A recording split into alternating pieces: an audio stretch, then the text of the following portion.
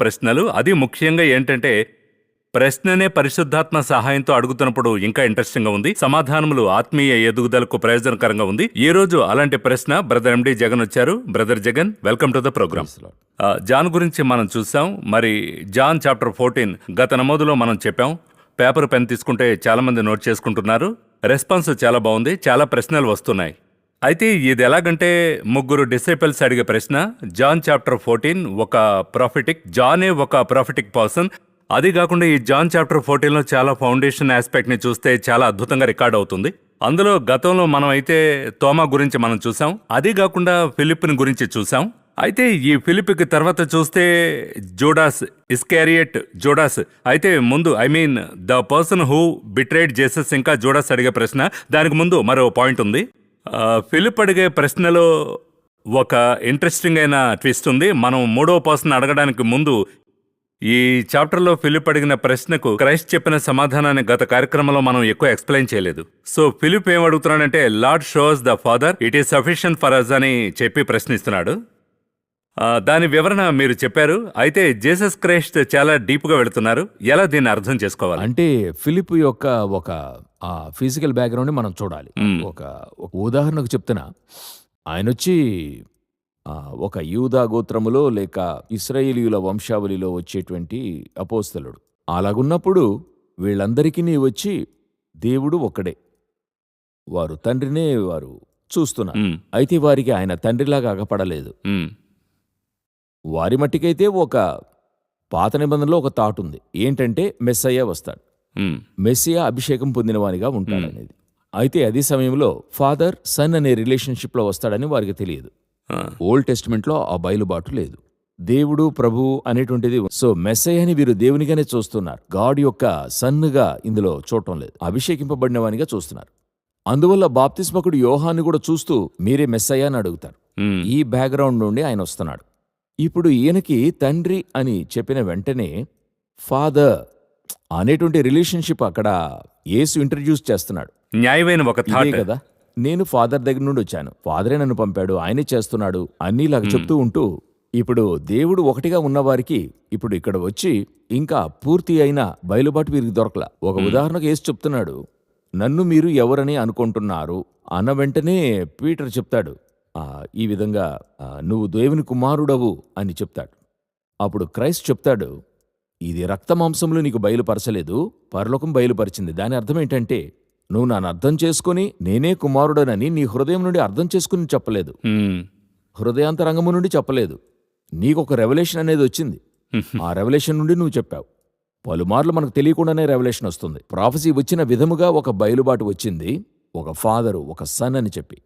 అది అర్థం చేసుకుని వచ్చే ఒక బయలుబాటు ఉంది.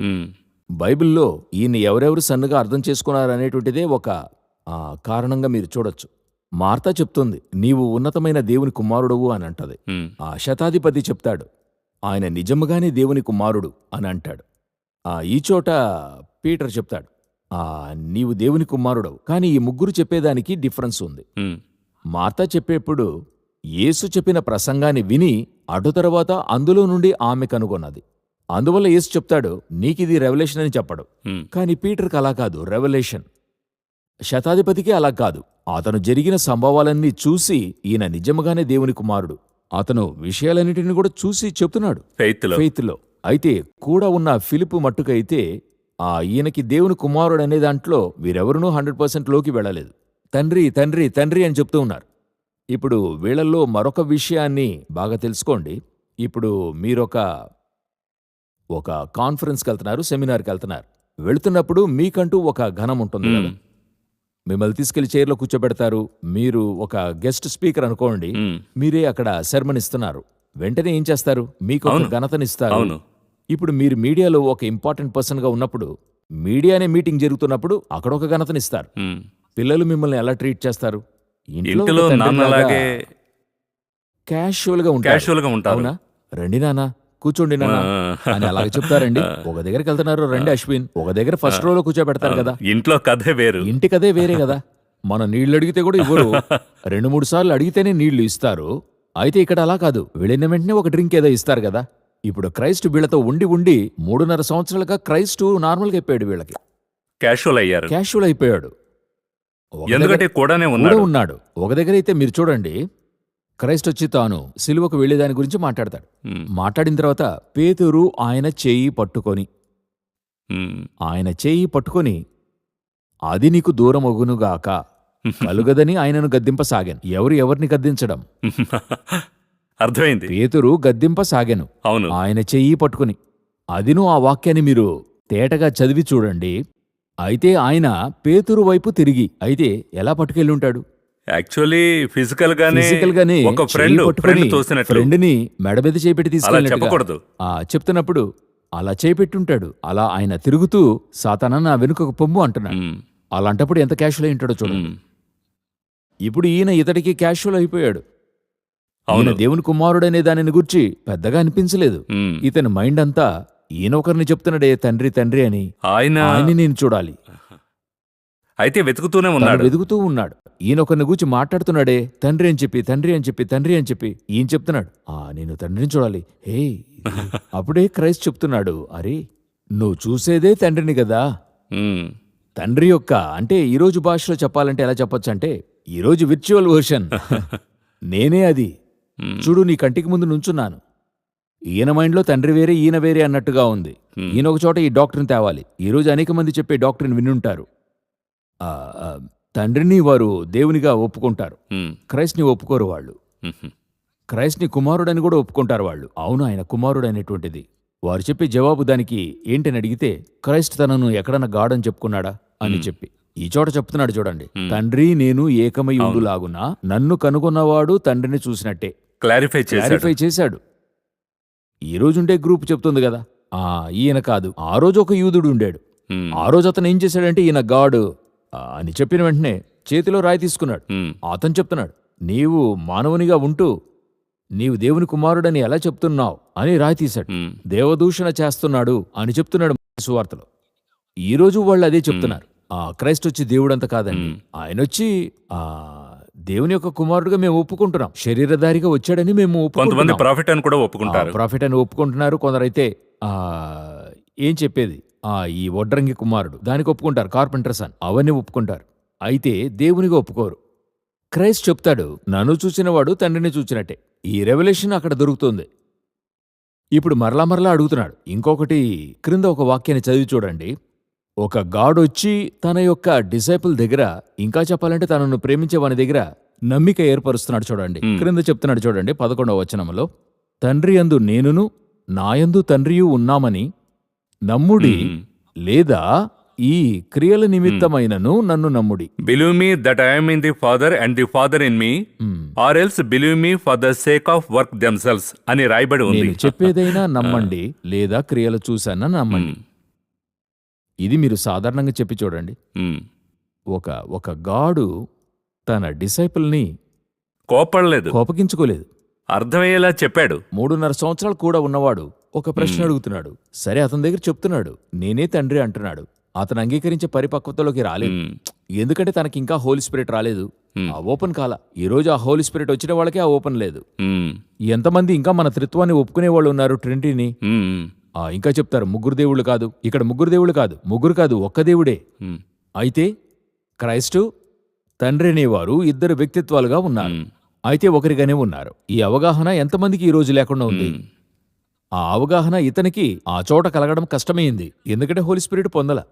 బట్ అతనితో గాడ్ చెప్తున్నాడు, ఫస్ట్ నన్ను చూడు, నన్ను చూచినవాడు తండ్రిని చూచినట్టే. ఈరోజు అడిగే అన్ని ప్రశ్నలకు జవాబు. రెండవది, నా మాటను నమ్ము, చెప్పేది నేను. నన్ను నమ్ము, నేను చెప్పేది నమ్ము. యోచించండి, క్రైస్ట్ చెప్పిన మాటల్లో ఈరోజు ఒకటి కూడా తప్పిపోలేదు కదా. అన్ని క్లియర్గా ఉన్నాయి. అబద్ధమాడని ఒక దైవ మానవుడు లోకములో ఉన్నాడంటే క్రైస్టే. ఆయన చెప్తున్నాడు, నన్ను నమ్ము, నేను చెప్పేది నిజము. మూడవది చెప్తున్నాడు, సరి నా మాట నమ్మేంతగా నీకు అవునా, చెప్పి జరిగిస్తున్న కార్యాలన్నా చూడు. ఇది ఇంకా ఎవరు కూడా చేయలేరు, తండ్రే చేయగలడు, నేను చేస్తున్నా. ఇదే మీరు రెవల్యూషన్ తరచుగా చూపెడుతూ ఉన్నారు.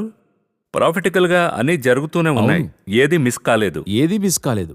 క్రైస్ట్ బైబిల్ ఎంత సత్యమైందని క్రైస్ట్ చెప్పినవన్నీ కూడా జరుగుతూనే ఉన్నాయి, చూస్తున్నారు వాళ్ళు. అప్పుడు దాన్ని బట్టి నమ్మండి, నేను చెప్పేవన్నీ జరుగుతున్నాయి. తర్వాత ఆయన చెప్పే కార్యాలు క్రియగా మన కంటికి ముందుగా సంభవించేవి చూసి చెప్తున్నాడు.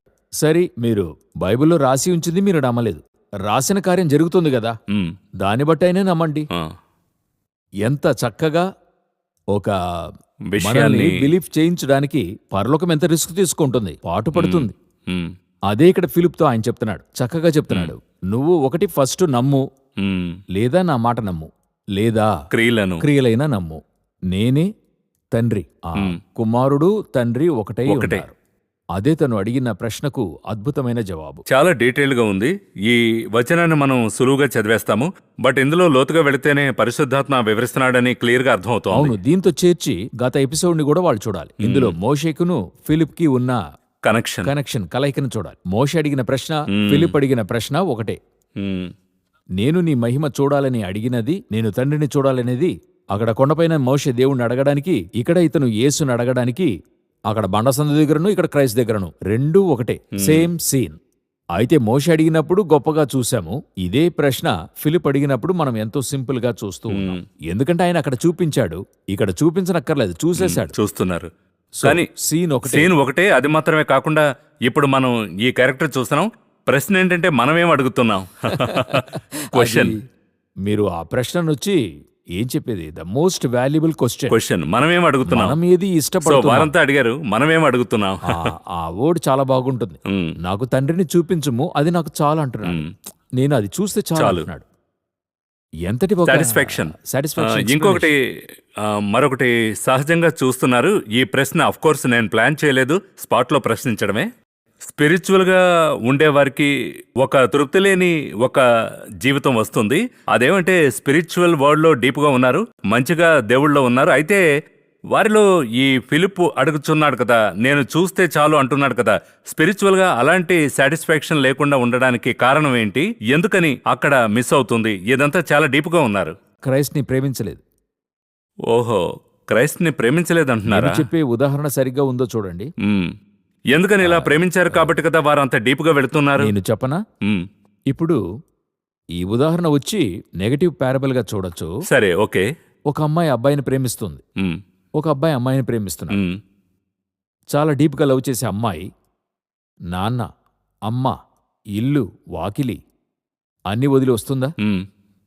అతని దగ్గరికి వెళ్ళి ఆయన్ని అడిగిందా? మ్మ్. మా నాన్న ఇంట్లో రాణిగా ఉండాను, నన్ను తీసుకుని చిల్లా పెట్టావు. మ్మ్. ఆమెనంతగా ప్రేమించినందువల్ల అతను ఎక్కడికి తీసుకెళ్లి ఉంచినా ఉంటుంది, ఏ గుడిసెలో ఉంచినా ఉంటుంది. మ్మ్. ఇంకా చెప్పాలంటే విడిచిపెట్టి రావడానికి ధైర్యం చేస్తున్నారు. వచ్చిన తర్వాత చెప్తున్నా. అప్పుడు ఇన్ని సంవత్సరాలు వచ్చి రాంగ్, ఇలా కరెక్ట్. చేయకూడదు. మనం ఎంకరేజ్ చేయడం లేదు. ఎంకరేజ్ చేయడం లేదు, నెగటివ్ పారబుల్ గా చెప్తున్నా. మ్మ్. అంతగా నాన్న, అమ్మ, అన్న, తమ్ముళ్ళు, ఇల్లు, కూడా- వాకిలి, చదువు అంటే ఒక వసతిగా సఫిస్టికేటెడ్ గా పెరిగిన వారిని చెప్తున్నా. మ్మ్. ఒకరోజు అన్నిటినీ వదిలి ఒక సంవత్సరము లేక 2 సంవత్సరాలు నమ్మిన వాని వైపు పరిగెత్తుంది, వానితో కూడా వెళ్ళి ఉంటుంది, మ్మ్. ఒకచోట ఉంది, ఉంటూ వానితో కష్టం అనుభవిస్తుంది. మ్మ్. వీళ్ళ ఇంటిలో ప్రొద్దున బ్రేక్ఫాస్ట్కి ఎంతో వెరైటీ తినే అమ్మాయి వెళ్ళి గంజి తాగుతుంది. మ్మ్. అయినా అమ్మాయి సంతోషంగా చేస్తుంది. మ్మ్. మ్మ్. ఏ అమ్మాయి సంతోషంగా చేస్తుందో తెలుసా? మ్మ్. వీటన్నిటికంటే అతన్ని అధికంగా ప్రేమించే అమ్మాయి. మ్మ్. అలా అధికంగా ప్రేమించినందువల్ల ఇవేవి కూడా ఆమెకి పెద్దగా తెలియలేదు. మ్మ్. ఏ అమ్మాయి తిరిగి వచ్చేస్తుందో తెలుసా? మ్మ్. అతనికంటే ఇవన్నీ ఎక్కువగా తెలిసేప్పుడు. మ్మ్. ఇదే ఎగ్జాంపుల్ని నేను చెప్తున్నాను. క్రైస్ట్ని మీరు ప్రేమించారంటే ఇవేవి కూడా మీరు అడగరు, మ్మ్. ఇవేవి కూడా మీరు యోచించరు. ఎందుకంటే నేను క్రైస్ట్ని నమ్మాను, నేను ప్రేమించాను, ఆయన నన్ను ఎక్కడ పెట్టినా కానీ అదే అబ్బాయి చక్కగా చూసుకుంటాడు కూడా. మ్మ్. అదే అబ్బాయి కొన్ని రోజుల్లో పైకి వస్తాడు, మ్మ్. బాగా కష్టపడి పనిచేసి సంపాదించి బాగా చూసుకుంటూ తనేమనుకుంటాడు, అన్నిటిని వదిలి నా వెనక వచ్చింది, మ్మ్. ఆమెను బాగుంచుకోవాలి, తను తింటాడో లేదో ఆమెకు కొనిచ్చేస్తాడు. మ్మ్. ఒకరు తినడానికి డబ్బులుంటాయి, ఇవన్నీ ఆ కాలంలో సినిమాలో చూసుంటాం. ఒక మీల్స్కి డబ్బులుంటాయి, ఆమెకు కొనిచ్చి తను పస్తుగా కూడా పడి ఉంటాడు. అతని మటుకైతే ఆమె నమ్మి వచ్చింది, ఆమెను బాగుంచుకోవాలి. అతనే అలాగనుకుంటే క్రైస్టు బాగా ఉంచుకుంటాడు. ఎందుకు వీళ్ల వల్ల ఈ యొక్క సాటిస్ఫాక్షన్ ఉండే లైఫ్లోకి రాలేకపోతున్నారంటే ఇతను క్రైస్ట్ని ప్రేమించలేదు. వీళ్ళు క్రైస్ట్ని ప్రేమించకుండా ఈ రోజుల్లో ఉండే పెళ్లి చేసుకున్న దంపతులు ఉన్నారు కదండి. మ్మ్. ఒక అమ్మాయిని ఒక అబ్బాయి కొరకు చూస్తున్నప్పుడు ఏ బేసిస్లో చూస్తున్నాం? మ్మ్. మంచిగా చూసుకుంటాడా, మ్మ్. Basic status. ఆ బేసిక్ స్టేటస్ బాగా సంపాదిస్తున్నాడా, మ్మ్. ఏం పని చేస్తున్నాడు, ఏం చదువుకున్నాడు, ఇవన్నీ కూడా చూసి ఆ తర్వాత అబ్బాయి ఎలాగాని చూస్తాం. నేను అడుగుతున్నా, ఇవన్నీ ఉంచుకొని అబ్బాయి తాగుబోతే అయితే ఓకేనా? ఫౌండేషనే తప్పైంది కదా. తప్పింది కదా. అతను నెలకు 2 లక్షలు సంపాదిస్తూ రోజు తాగుతూ ఉంటాడు. ఓ, నెలకి 2 లక్షలు సంపాదిస్తాడు. అన్ని విధాలైన ఇల్లీగల్ యాక్టివిటీస్ ఉంటాయి చూడండి. ఫౌండేషనే తప్పు. అవును కదా. కుటుంబం ఇప్పుడు కట్టబడదు. నేను చెప్తాను, తక్కువ జీతం సంపాదిస్తున్నాడు, చెప్పుకోదగ్గ జీతం కాదు, బట్ ప్రేమగా చూసుకుంటాడు. మ్మ్. ఇప్పుడు ఏది బెస్ట్ లైఫ్? ఈ రోజున్న వాళ్ళందరూ ఇదే చూస్తున్నారు. వరుడెక్కడ? అమెరికా. అమ్మాయి ఎక్కడ పనిచేస్తుంది? ఆస్ట్రేలియాలో. మ్మ్. అబ్బాయి ఏం చేస్తున్నాడు? ఐటీ. అమ్మాయి ఏం చేసింది? డాక్టర్. రెండు వైపులా 2 లక్షల సంపాదన. అక్కడికెళ్ళి చూస్తే ఇద్దరికి 3 నెలల్లో డైవర్స్, 6 నెలల్లో డైవర్స్. ఏంటి రీజన్ అని మీరు చూసినట్లయితే, వీళ్ళు ఒకరినొకరు అధికంగా ప్రేమించేదానికంటే తమ స్టేటస్ని, ఉద్యోగాన్ని, ఇది చూడొద్దని చెప్పడం లేదు. అది సరే, బేసిక్ చూడొచ్చు. బేసిక్ బట్ అవసరం ఫౌండేషనే అది ఉండకూడదు. ఎవరికి ఉపయోగం లేదు. ఇప్పుడు నేను చెప్పింది మొదటి ఎగ్జాంపుల్లో ఆ అమ్మాయి సెలెక్ట్ చేసుకుని ఇబ్బంది పాలవుతుంది. అది నెగటివ్ నెగటివ్ ఎగ్జాంపుల్. ఎగ్జాంపుల్. ఏ తల్లిదండ్రులు తమ పిల్లలు కష్టపడుతూ ఉండాలనేది ఏ తల్లిదండ్రులు ఇష్టపడరు. హ్యూమన్ నేచర్ అదే చూస్తాము. మంచి స్థలంలో ఇవ్వాలనేదే మన యొక్క ఉద్దేశం. బేసిక్. అయితే మంచి స్థలం అనేది వచ్చి ఒట్టి అంతస్తు, చదువు, డబ్బు మాత్రమే కాదు, వాటిని మించి అతను మంచిగా ఉండాలి కదా. ఈరోజు ఎంతమంది సాక్ష్యాలు మనం వింటున్నాం. మంచిగా ఉన్నవాళ్ళని చెప్పి ఇచ్చారు, అయితే మ్మ్. అక్కడికెళ్తేనే వాళ్ళ క్యారెక్టర్ తెలిసింది. మ్మ్. మంచి పెద్దింటి అమ్మాయి అని చెప్పేసి అన్నారు. చూస్తే చాలా మోసం అండి. చెప్తున్నారు కదండి. మ్మ్. అప్పుడు ఇక్కడ సమస్య ఏంటి? నేనేది అధికంగా చూస్తున్నాను? మ్మ్. ఈరోజు క్రైస్ట్ కంటే ఆయన దగ్గర దొరికేదేదో అధికంగా చూస్తూ ఉన్నాం. మ్మ్. అదే చెప్తున్నాను, వీళ్ళెవరు క్రైస్ట్ని అధికంగా ప్రేమించలేదు. సో ఆ ఫౌండేషన్ తప్పుగా ఉంది కాబట్టి స్పిరిచువల్ గా లోతుగా వెళ్ళినా కూడా ఈ సాటిస్ఫాక్షన్ లేకుండా, లేదు, వాళ్ళకి లేదు. సో ఇలా అర్థం చేసుకోవచ్చా బ్రదర్? అప్పుడు స్పిరిచువల్ గా సాటిస్ఫైడ్ గా ఉండాలనుకుంటే నేను క్రైస్ట్ ని ప్రేమిస్తే 3 భాగాలు లేక 100% మిగిలినవన్నీ నాకు సెకండరీయే కదా. మీరు ఒక వాక్యాన్ని చెప్పారు కదా ఇప్పుడు. Seek ye first the Kingdom of the lord. అప్పుడు ఇవన్నీ కూడా అనుగ్రహించబడును. అదే మీకు చెప్తున్నాను. గతి లేనివాడు తన భార్యను పోషించాలనుకుంటున్నాడు కదా, తనే ఇస్తున్నాడు కదా. నా గాడ్, ఆయన అన్నిటినీ ఈ లోకాన్ని వదిలి నా వెంట వచ్చాడే. ఎంతమంది తల్లిదండ్రులను వదిలి క్రైస్ట్ని అంగీకరించేవాళ్ళున్నారు? ఎంతమంది మంచిగా సంపాదిస్తున్న ఉద్యోగాన్ని వదిలి మినిస్ట్రీకి వస్తున్నారు? అలాగ వెళుతున్నప్పుడు క్రైస్ట్ ఎలా ప్రేమిస్తాడు? అదే ఫిలిప్. ఫిలిప్ వచ్చి ఇప్పుడు ఒక్కొక్కరు అడిగేది చూడండి. అడిగేది ఒకలా ఉంటుంది, అడిగే విషయాలు ఎటువంటివో చూడండి. ఒకరేమో మీ ఎడం వైపున కూర్చోవాలి, మరొకరు కుడి ప్రక్క. ఆయన అంటాడు, నువ్వు అడిగేది నీకు తెలియదు. కానీ వాళ్ళు మాకు 2 బోట్లు ఇవ్వమని చెప్పి అడగలేదు. అలా అడిగింది ఎవరంటే తండ్రి వాళ్ళను వదిలొచ్చినాడు.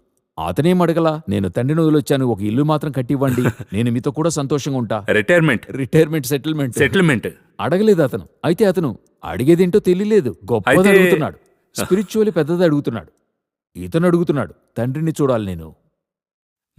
అప్పుడు వీళ్ళ మైండ్ అంతా కూడా ఏది అడుగుతుందో చూడండి. తోమా అడుగుతున్నాడు, ఎక్కడికి వెళ్తున్నారు, మార్గం చెప్పి వెళ్ళండి, నేను అక్కడికి వస్తా. ఎలాంటి ప్రశ్న కదా. అప్పుడు ఈరోజు మన యొక్క అడిగేటువంటి ఆ యొక్క ఏది థాటే తప్పుగా ఉంది. ఈరోజు ప్రార్థించేది ఎలా ప్రార్థించాలో కూడా నేర్పించాడు. అందువల్ల ఈరోజు ఉన్నటువంటి వారు తామేది ఇష్టపడుతున్నారో అది జనాలకి బోధించడం వల్ల జనులనొచ్చి ఇది అడగండి, అది అడగండి, దేవుడు అదిస్తాడు, ఇది ఇస్తాడు. అయ్యో, ఆయనను అనుగ్రహించిన వాడు మిగతావే అనుగ్రహించకపోవడం ఎలా? అలాగే వాక్యం చెప్తోంది, తన కుమారుణ్ణే అనుగ్రహించినవాడు. మరి మీరు యోచించండి, నేను చాలా ఆశ్చర్యపోతున్నా. పూర్తి లోకాన్ని సృష్టించి ఆదాం దగ్గర తీసుకెళ్లి అన్నిటినిచ్చి ఉంచుకోమన్నాడట. మీరు నేను ఇస్తామా? నమ్మి సకలమును పాలించండి. ఎంతటి ఒక కాన్సెప్టు! ఈయనేం చేసి ఉండాలి? నా దగ్గరకు వచ్చి డైలీ రిపోర్ట్ ఇవ్వాలని కదా చెప్పాలి, లెక్కివ్వయ్యా, నా దగ్గర ఇది చెయ్యి. ఈరోజు నా దగ్గర ఒక అసిస్టెంట్ ఉన్నాడు అనుకోండి, నేను అతని మినిస్ట్రీకి పంపుతున్నాను. నేను మినిస్ట్రీ పెట్టిస్తే నేను ఈరోజు ఏం థాట్లో ఉన్నాను తెలుసండి? 99% థాట్. చివరి వరకు అతను నాకు రిపోర్ట్ ఇవ్వాలనే మైండ్ సెట్ లోనే ఉంటాను. రిపోర్ట్ ఇస్తేనే సపోర్ట్ దొరుకుతుంది. మంచి వర్డ్. రిపోర్ట్ ఇస్తేనే సపోర్ట్ దొరుకుతుంది. లేదంటే నేను నమ్మనిక. క్రైస్ట్ నన్ను నమ్మి మినిస్ట్రీకి పంపాడు, అయితే నేను ఎవరిని నమ్మి మినిస్ట్రీకి పంపించను. ఆ స్థాయికి నేను ఈరోజు అలాగయ్యాను కదా. కానీ క్రైస్ట్ అలా కాదు, అన్నిటినీ ఇస్తాను. సో మనం ఏది సీక్ చేస్తున్నాం, ఫస్ట్ ఏది ఇష్టపడుతున్నాం, అదే ఫిలిప్ దగ్గర ఉన్నటువంటి ఎంతో ముఖ్యమైన విషయం. ఇది చాలా ఇంట్రెస్టింగ్గా ఉంది. అంతేకాకుండా పలు లోతైన విషయాలు మాట్లాడారు. ఐ థింక్ దీన్ని మనం క్యాషువల్గా తీసుకోలేం. ఎందుకంటే చాలా మందికి డిస్సాటిస్ఫాక్షన్కి కారణం ఆ ప్రేమ అనే విషయం చాలా క్లియర్గా ఉంది. మరో ప్రశ్న ఒకటి ఈ మూడవ డిసైపుల్ ప్రశ్నిస్తున్నాడు. దానికి ముందు ఇది కూడా చెప్తాను. క్రైస్ట్ క్రింద అదే చెప్తున్నాడు. ఒకడు నన్ను ప్రేమించిన ఎడల అదే నాకు చెప్తున్నాడు. ఆ విషయాన్ని చెప్తూ యేసు ఒకడు నన్ను ప్రేమించిన ఎడల వాడు నా మాట గైకొనును ఆ విషయాలను చెప్తూ వస్తాడు. అవును. సో ఆ ఫౌండేషన్ మళ్ళీ మళ్ళీ కారలేట్ అవుతూనే ఉంది.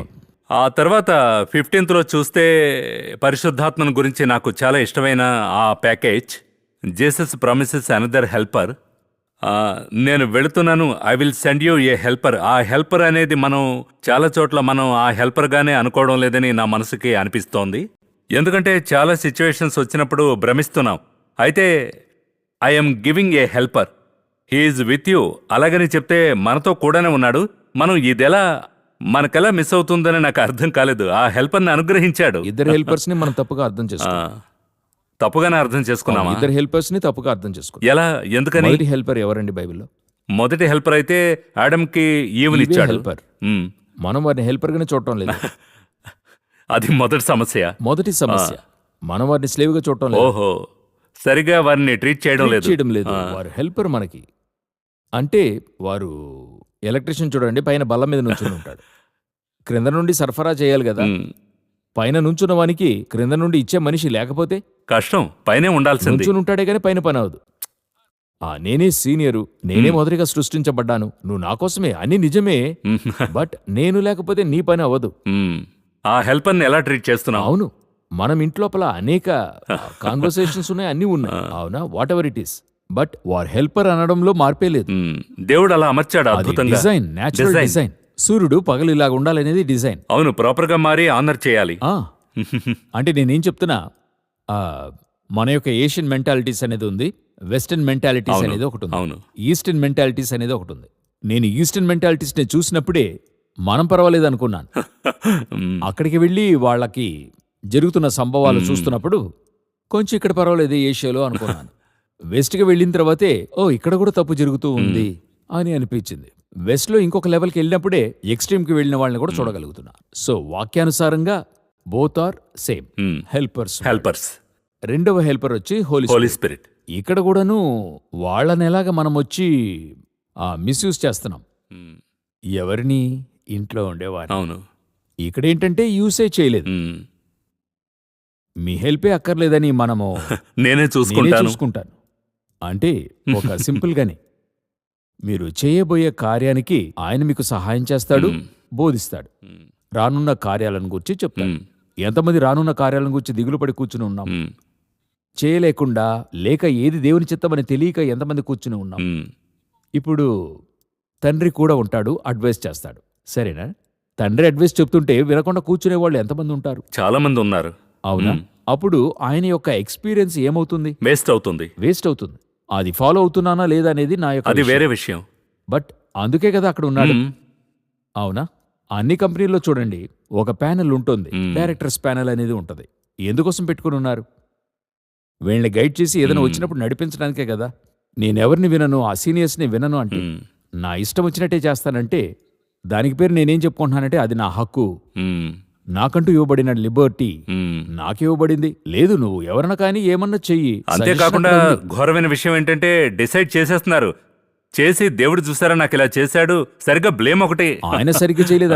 అవును, అదే వీరు నిలిచి ప్రార్థించి పరిశుద్ధాత్మ వద్ద ఏం చేయాలని అడగలేదు, డిసైడ్ చేస్తున్నారు. చేసిన తర్వాత బ్లేమ్ చివరికి దేవుని పైనే వేస్తున్నారు. నేను ఒక ఎగ్జాంపుల్ గా నేను అర్థం చేసుకున్నది, నన్ను బట్టి నేను అర్థం చేసుకున్నాను. గాడ్ వచ్చి నేను బాగా సుఖంగా ఉండాలనేదేగా కోరుకుంటున్నాను. అవును, నేను అనారోగ్యంగా ఉండాలని లేదు. ఇష్టం వచ్చినట్టు తిన్నదెవరు? నేనే కదా తింటున్నాను. తింటున్నప్పుడు ఒక సాటిస్ఫాక్షన్ ఇస్తున్నాడు నాకు, చాలని చెప్పి. ఇది ఎవరిచ్చేది? ఆయనే ఇస్తున్నాడు. ఆపడం లేదు, స్టాప్ చేయడం లేదు కదా.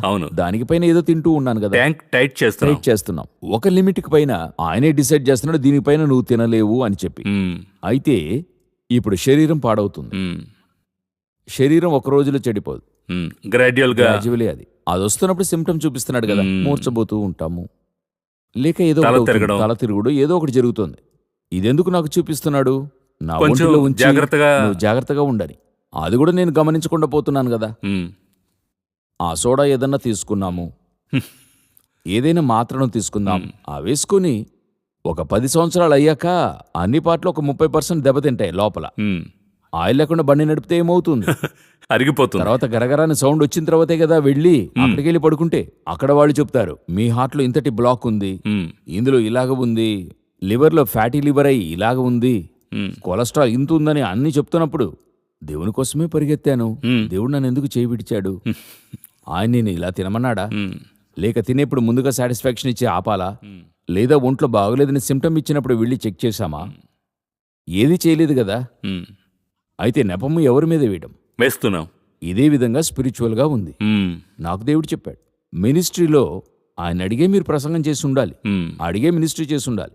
ఆయన మీకు చెప్పే మీరు ఒక స్థలము చర్చ్ కడుతున్నారో లేక ఒక సేవ చేస్తున్నప్పుడు ఆయన చేయమన్నట్టుగా చేయాలి. మ్మ్. ప్రారంభించి అడగరాదు. ప్రారంభములో ప్రారంభిస్తూ కొంతమంది వేస్తుంటారు చూసారా, ఇన్ ద ప్రెసెన్స్ ఆఫ్ అని పాస్టర్ పేరు వేస్తుంటాడు. పాస్టరే ఉండడు ఊర్లో, ఆయన ఊరికి ఎక్కడికో వెళ్ళుంటాడు, కానీ ఆ రోజే వాళ్ళకి పెళ్లి జరిగి తీరాలి. మ్మ్. కానీ పాస్టర్ని అగౌరవపరచలేరు. మ్మ్. ఇన్ ది ప్రెసెన్స్ ఆఫ్ అని వేసి పెళ్లి వేరే ఒకరు చేస్తారు, ఆ పాస్టర్ ఉన్నాడు. ఆ విధంగా ఆయన నామమున అంటారు కానీ ఆ విషయం వాళ్ళకే తెలియదు. వెళ్ళి అప్పు తీసుకుని ఇది చేసి అది చేసి భయంకర సమస్య వచ్చినప్పుడు దేవుని కోసమే పనిచేశాను, ఇన్ని లక్షలు అప్పు అయ్యాయంటే దేవుడు నిన్ను నేను చేయమన్నానా? కొంతమందిని చూస్తే ఇన్ని లక్షలు అన్ని లక్షలని ఇన్వెస్ట్ చేసి కూర్చున్న విశ్వాసులను వారినట్లే ఇది చేసి అది చేసి చివరికి ఏమవుతుందని చూస్తే విశ్వాసులంతా ఒకరిద్దరైతే ఏంటి ఇలాగ అడుగుతున్నారని చెప్పి వెళ్ళిపోతుంటారు. మ్మ్. జనులందరూ వెళ్ళిపోయారు, దేవుడు నాకు అయితే ఇక్కడ ఆయన ఒక హెల్పర్ గానే ఉంచాడు. ఆయనే అన్ని ప్రొవైడ్ చేస్తున్నాడు. ఇంకొక మాట ప్రొవైడర్ ఉంది. ప్రొవైడర్. He's a provider.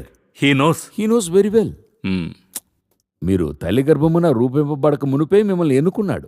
ఆయన నన్ను ఏది చెయ్యొద్దని చెప్పలేదు. నన్ను ఒక మాట అడుగు అంటున్నాడు. నా దగ్గర పర్మిషన్ అడుగు, నా దగ్గర అప్రూవల్ తీసుకో, నా దగ్గర ఒక ఎన్ఓసి తీసుకో అంటున్నాడు. ఒక ఆలోచన మనం అడగడం లేదే. అదే అక్కడ సమస్య. అక్కడ జరిగే విషయం అదే.